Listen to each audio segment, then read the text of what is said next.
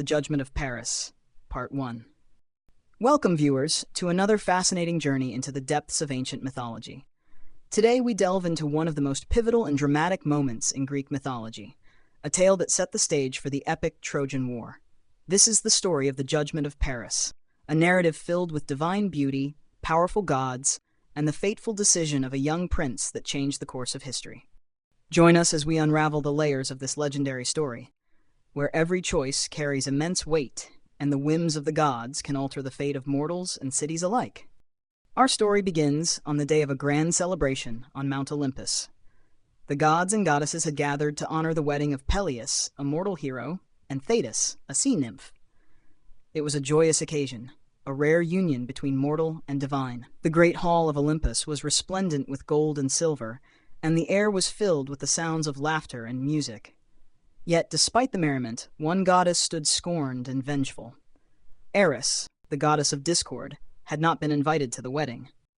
Known for sowing strife and chaos, her exclusion was meant to ensure peace. But Eris would not be denied. Seething with anger, she devised a plan to exact her revenge. At the height of the celebration, she cast a golden apple among the guests, inscribed with the words, "To the fairest." This seemingly innocent act would ignite the spark of conflict that would engulf both gods and mortals.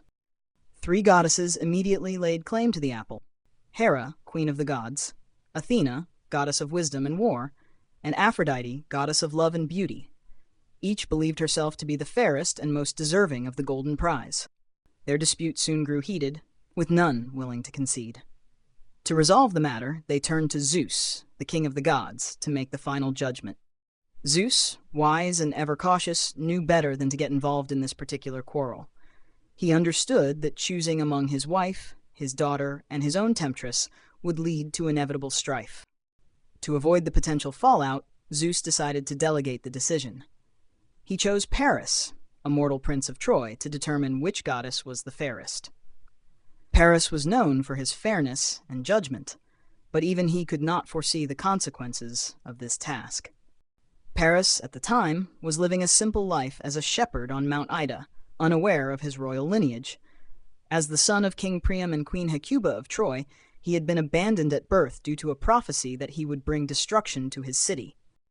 Raised by a humble shepherd, Paris grew up far from the splendor of the Trojan court. His destiny, however, would soon catch up with him.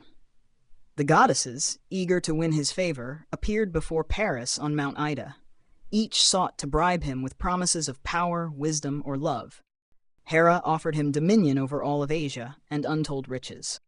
Athena promised him unparalleled wisdom and success in battle. Aphrodite, ever the enchantress, vowed to give him the most beautiful woman in the world as his wife. The choice was not merely about beauty. It was about the allure of what each goddess represented. Paris stood at a crossroads, the weight of his decision pressing heavily upon him. He was a mortal, caught in the whims of divine forces far beyond his control. In that moment, the fate of many hung in the balance. Paris pondered the offers laid before him, each more tempting than the last. Yet, the promise of love and the allure of the most beautiful woman in the world proved irresistible. With a fateful decision, Paris awarded the golden apple to Aphrodite, declaring her the fairest of all. Hera and Athena were incensed, their fury igniting a rivalry that would have far-reaching consequences. The rejection stung deeply, and both goddesses vowed vengeance against Paris and his city. Thus, the seeds of the Trojan War were sown, all from a single choice made on a quiet mountainside. Aphrodite, true to her word, led Paris to the beautiful Helen of Sparta. Helen, the wife of King Menelaus, was renowned for her unparalleled beauty. Paris, struck by her loveliness, was determined to claim her as his own. With Aphrodite's aid, he spirited Helen away to Troy, sparking outrage and a burning desire for retribution in Menelaus and his brother, Agamemnon, the king of Mycenae. Menelaus, humiliated and enraged by the abduction of his wife, called upon the other Greek kings to honor their oaths and join him in a campaign against Troy. This oath, known as the Oath of Tyndareus, bound the Greek leaders to protect Helen's marriage and seek retribution if she were wronged. Thus, the great Greek coalition was formed, and 1,000 ships were launched towards the walls of Troy. The stage was set for the Trojan War, a conflict that would endure for 10 long years. The decision of a young prince had unwittingly triggered a chain of events that would lead to one of the most famous wars in history. Heroes like Achilles, Hector, and Odysseus would become legends through their deeds on the battlefield. The gods themselves would take sides, their influence shaping the course of the war and the destinies of those involved. Paris, once a humble shepherd, found himself at the heart of a divine and mortal conflict. His choice had not only earned him the love of the most beautiful woman in the world, but also the enmity of two powerful goddesses and the wrath of the Greek armies. As Troy prepared for the inevitable siege, Paris's life and the lives of his fellow Trojans were forever changed by his fateful judgment. This story, rich in its layers of drama and consequence, serves as a timeless reminder of the power of choice and the unpredictable nature of fate. The judgment of Paris is more than just a tale of beauty and desire. It is a reflection on the complexities of human and divine relationships. The gods, despite their immense power, were not immune to the flaws and passions that drive mortal actions. As we reflect on this myth, we see how a seemingly small decision can ripple through time, influencing countless lives and altering the course of history. Paris's judgment teaches us about the weight of responsibility and the far-reaching impact of our choices. It also offers a glimpse into the rich tapestry of Greek mythology, where the lines between gods and mortals blur, and where every action has profound consequences. The Judgment of Paris, Part 2. As we journey further into the tale sparked by Paris's fateful decision, we find ourselves on the brink of one of the most legendary conflicts in mythology, the Trojan War. With Helen's abduction, the die was cast, and the stage was set for a clash that would involve both mortal heroes and divine forces. The Greek fleet, 1,000 ships strong, set sail under the command of Agamemnon, eager to lay siege to the city of Troy and reclaim Helen, the face that launched 1,000 ships. The Greeks, united by the bonds of the Oath of Tyndareus, gathered their greatest warriors for the expedition. Among them were formidable figures like Achilles, the near-invincible warrior whose wrath would become central to the war's narrative; Odysseus, renowned for his cunning and intellect; and Ajax, famed for his immense strength and bravery. Each brought their unique skills and fervent motivations to the battlefield, driven by honor, duty, and personal vendettas.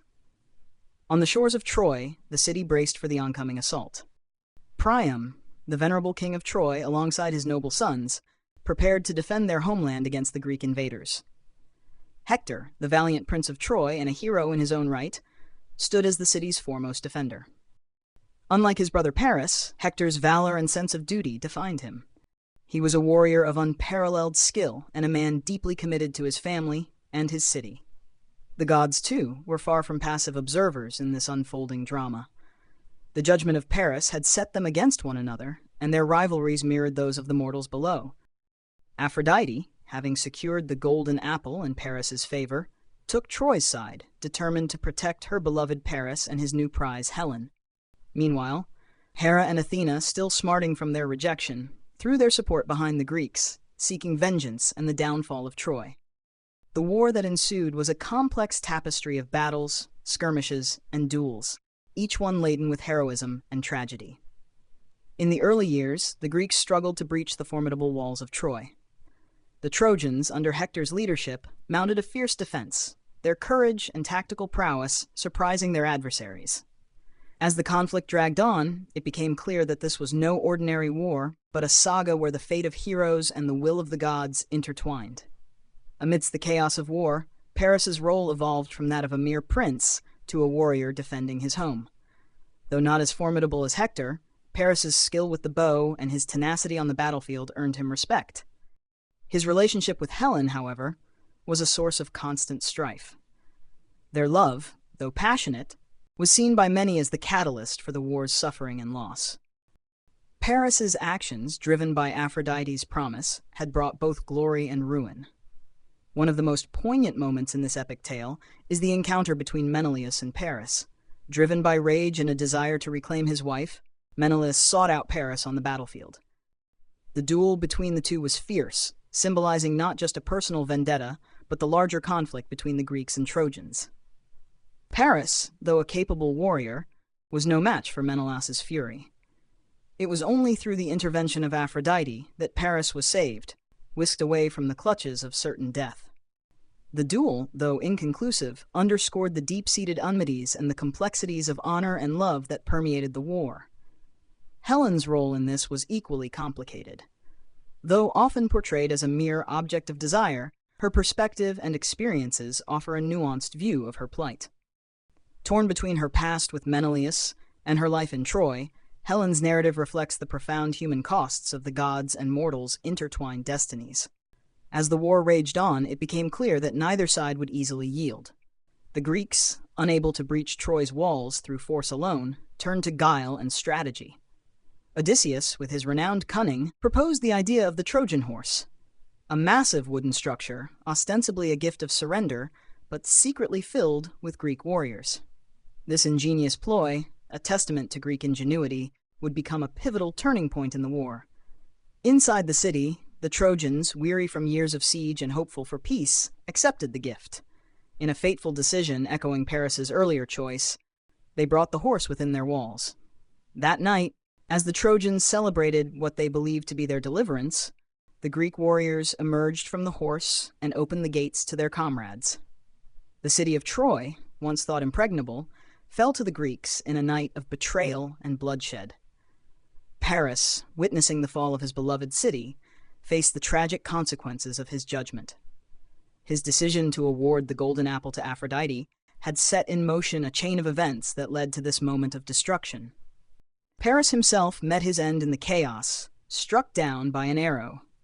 His love for Helen and his choice among the goddesses had brought both him and his city to ruin. The aftermath of the war was devastating. Troy, a once great city, lay in ruins, its people either slain or enslaved.